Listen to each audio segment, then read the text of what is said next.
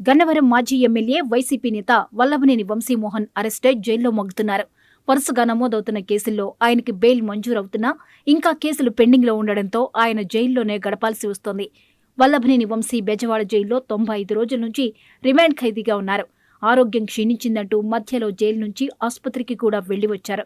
తాజాగా శ్వాస తీసుకోవడంలో ఇబ్బందులు పట్టడంతో వంశీని జైలు అధికారులు హుటాహుటిన ఆసుపత్రికి తరలించారు. అక్కడ చికిత్స అనంతరం మళ్లీ జైలుకు తరలించారు. గన్నవరం తెలుగుదేశం కార్యాలయంపై దాడి కేసులో ఫిర్యాదుదారుడు సత్యవర్ధన్ కిడ్నాప్ కేసులో వల్లభనేని వంశీని హైదరాబాద్లో అరెస్టు చేసి విజయవాడ తరలించారు. అప్పటి నుంచి ఆయన జైల్లోనే ఉన్నారు. ఒక కేసు తర్వాత ఒక కేసు వంశీ మెడకు చుట్టుకుంటూనే ఉన్నాయి.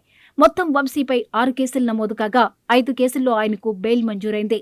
టీడీపీ ఆఫీసుపై దాడి చేసిన కేసులో వంశీకి ఇంకా బెయిల్ రావాల్సి ఉండడంతో ఆయన ఇంకా జైల్లోనే మగ్గాల్సి వస్తోంది.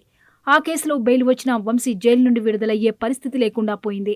టీడీపీ నుంచి వైసీపీలోకి జంప్ చేసిన వంశీ తనకు రాజకీయ భిక్ష పెట్టిన పార్టీపైనే చెలరేగిపోయారు. పార్టీ అధినేతపైనే కాకుండా ఆయన కుటుంబీకులపై కూడా అనుచిత అసభ్య వ్యాఖ్యలు చేశారు. వాటికి తోడు అక్రమాలు, దౌర్జన్యాలు. ఇప్పుడా పాపాలన్నీ ఒకేసారి పండుతున్నాయా అన్నట్లుగా ఆయనపై కేసులు నమోదవుతున్నాయి. చివరికి ఆయన సొంత పార్టీ వైసీపీ శ్రేణులు సైతం వంశీ పరిస్థితి పట్ల ఇసుమంతైనా సానుభూతి చూపుతున్న దాఖలాలు కనిపించడం లేదు. వంశీని కోర్టుకు తీసుకువచ్చినప్పుడు, హాస్పిటల్కి తీసుకువెళ్లినప్పుడు ఆయన సతీమణి, 4-5 అనుచరులు మినహా పలకరించడానికి కూడా ఎవరూ రావడం లేదంటున్నారు. ఇదంతా వంశీ స్వయంకృతాపరాధమే అన్న అభిప్రాయం సాధారణ జనం నుంచి వైసీపీ కేడర్ వరకు వ్యక్తమవుతోంది. రాజకీయ భిక్ష పెట్టిన పార్టీ నుంచి ఆ పార్టీ కష్టకాలంలో ఉండగా కాడె వదిలేసి వైసీపీ పంచన చేరిన వంశీ అలా చేరి ఊరుకోకుండా గన్నవరం నియోజకవర్గంలో తెలుగుదేశం పార్టీని నామరూపాలు లేకుండా చేయడమే లక్ష్యం అన్నట్లు రెచ్చిపోయారు. తెలుగుదేశం నాయకులు, కార్యకర్తలు లక్ష్యంగా దాడులకు పాల్పడ్డారు. ఆయన వ్యవహార శైలి కారణంగానే గన్నవరంలో 2024 ఎన్నికల్లో చిత్తుచిత్తుగా ఓడిపోయారు.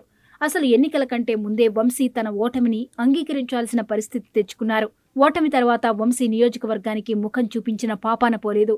అసలు దాదాపు అజ్ఞాతంలోకి వెళ్లిపోయారా అన్నట్లు వ్యవహరించారు. అయితే గన్నవరం తెలుగుదేశం కార్యాలయంపై దాడి కేసు నుంచి తప్పించుకోవడానికి ఆయన మళ్లీ రంగంలోకి దూకారు. ఆ కేసులో ఫిర్యాదుదారుడు సత్యవర్ధన్ని కిడ్నాప్ చేసి బెదిరించి కేసు ఉపసంహరించుకునేలా చేశారు. అక్కడే అడ్డంగా బుక్కై అరెస్ట్ అయ్యారు. ఇక అప్పట్నుంచి ఆయన కటకటాల వెనకే ఉన్నారు. అయితే సత్యవర్ధన్ కిడ్నాప్ కేసులో వంశీకి బెయిల్ వచ్చింది. అయినా కూడా బయటకు వచ్చే అవకాశం లేకుండా పోయింది.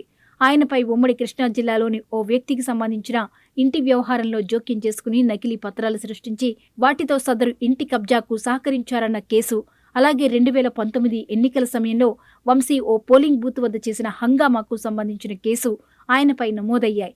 ఇలా వంశీపై ఇప్పటికే మొత్తం 6 కేసులు నమోదయ్యాయి. వీటిలో 5 కేసుల్లో వంశీకి బెయిలో, ముందస్తు బెయిలో లభించింది. ఇక గన్నవరం తెలుగుదేశం కార్యాలయంపై దాడి కేసులో ఆయన బెయిల్ పిటిషన్ హైకోర్టు తీర్పు వెలువరించింది. ఆ కేసులో కూడా వంశీకి బెయిల్ వస్తే ఇక ఆయన విడుదలే అని అంతా భావించారు.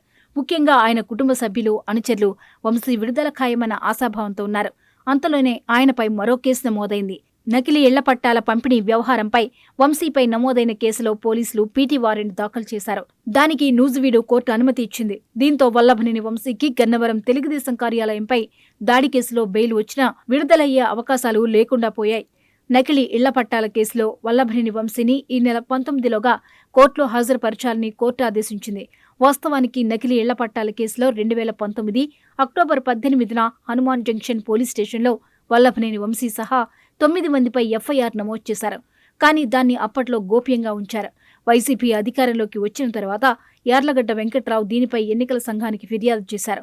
2 నెలల పాటు ఈ వ్యవహారంపై రెవెన్యూ, పోలీసుల ఆధ్వర్యంలో రహస్య విచారణ నిర్వహించి ఆధారాలు సేకరించారు. ఈ నేపథ్యంలో వంశీ టీడీపీ నుంచి వైసీపీ పంచన చేరారు. దాంతో కేసు నీరుగారిపోయింది. వంశీతో పాటు ఆయన ప్రధాన అనుచరుడు ఓలుపల్లి రంగా మరో 3 పేర్లను నిందితుల జాబితా నుంచి తొలగించి అభియోగపత్రం దాఖలు చేశారు. తాజాగా కూటమి అధికారంలోకి రావడంతో పోలీసులు కేసు పునర్విచారణ ప్రారంభించారు. ఆధారాలు లభించడంతో వంశీ పేరును తిరిగి చేర్చారు. దానికి సంబంధించి కోర్టు పీటీ వారెంట్ జారీ చేసింది. ఇది చాలదన్నట్లు వంశీపై మరో కేసు నమోదైంది. ఆయన గన్నవరంలో అక్రమ మైనింగ్కు పాల్పడ్డారని మైనింగ్ ఏడీ గన్నవరం పోలీస్ స్టేషన్లో ఫిర్యాదు చేశారు. ఇందుకు సంబంధించి అక్రమ తవ్వకాలపై నివేదికను పోలీసులకు సమర్పించారు. 2019 నుంచి 2024 వరకు వంశీ, ఆయన అనుచరులు చేసిన అక్రమాల వివరాలు అందులో ఉన్నాయంటున్నారు. సుమారు 100 కోట్ల విలువైన మైనింగ్ అక్రమాలకు పాల్పడ్డారని వంశీపై ఫిర్యాదు చేశారు. దాంతో కేసు నమోదైంది. దీనిపైన గన్నవరం పోలీసులు కోర్టులో పీటీ వారెంట్ దాఖలు చేయనున్నారు. మొత్తానికి వంశీ ఇప్పట్లో బయటకు వచ్చే పరిస్థితి లేదంటున్నారు. వంశీ వరుస కేసులతో జైల్లోనే ఉంటున్నా, అనారోగ్యంతో బాధపడుతున్నా అయ్యో పాపం అనే నాథుడే కనిపించడం లేదు. వంశీ అరెస్ట్ అయినప్పుడు జైలుకొచ్చి పరామర్శించి వెళ్లిన జగన్ మళ్లీ అటువైపు కన్నెత్తి చూడలేదు. వంశీ ప్రియమిత్రుడు మాజీ మంత్రి కొడాలి నాని ముంబైలో శస్త్రచికిత్స తర్వాత అసలెక్కడ ఉన్నారో కూడా ఆచూకీ తెలియడం లేదు. వైసీపీ నేతలు కూడా వంశీని మర్చిపోయినట్లు వ్యవహరిస్తున్నారన్నా మరి చూడాలి. గన్నవరం మాజీ ఎమ్మెల్యే జైలు గోడల మధ్య నుంచి ఎప్పుడు బయటపడతారో.